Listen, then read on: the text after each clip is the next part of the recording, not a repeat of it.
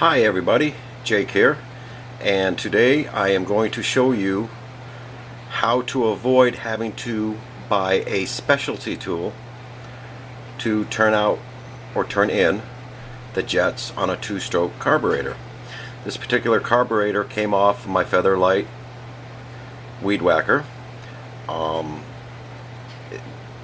It was cheap enough for me to go out and buy another carburetor than it was for me to diagnose what was wrong with this. You know, it could be just about anything in there, but the carburetor was cheap enough.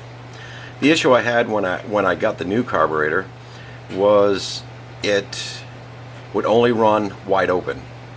Okay, it wouldn't idle down or idle. So after doing some research online, I discovered that a lot of these carburetors don't particularly come adjusted correctly. Okay, so I didn't want to have to go out and spend 10 bucks. I know, you're cheap, Jake, why don't you just go buy the tool? Well, sometimes I think it's more fun just to figure out ways, to make something work. So that's what I did. So after looking online and seeing some different techniques that people used, I decided to try my own. So here it is. I took a straw. Okay, this is a pretty robust straw, pretty thick walled.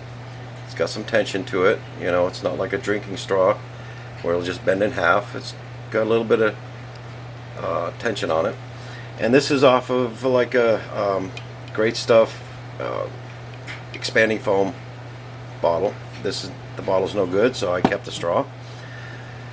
So this is what I did.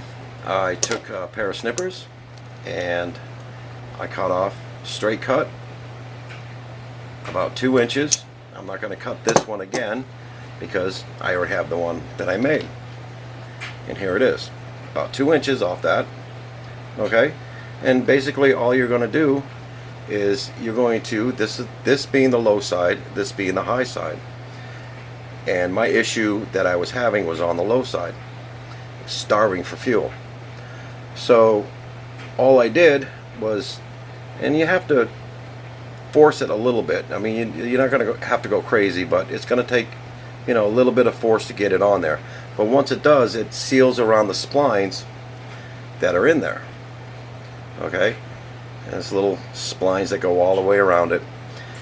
But once it's on there, I took a pair of pliers and just crimped the end, okay, so I would be able to grasp it and turn it. So with mine, all I had to do was back it out just like that, about 3/4 of a turn, and the thing runs nice. I mean, it's perfect. Idles down, up, down, no problem at all, without bogging down or anything like that. But basically that's the tool. And the good thing about this one is, as opposed to the regular screwdriver type handle, is you can leave this on there while it's on the machine, and you start it up, and you can do a little fine tuning, with this already on there. You can also make 2 of them if you wanted.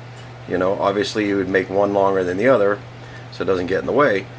And then as you start it up, you can fine tune the low side and the high side, and really get it dialed in to where you want it to be, and it's working at its peak performance.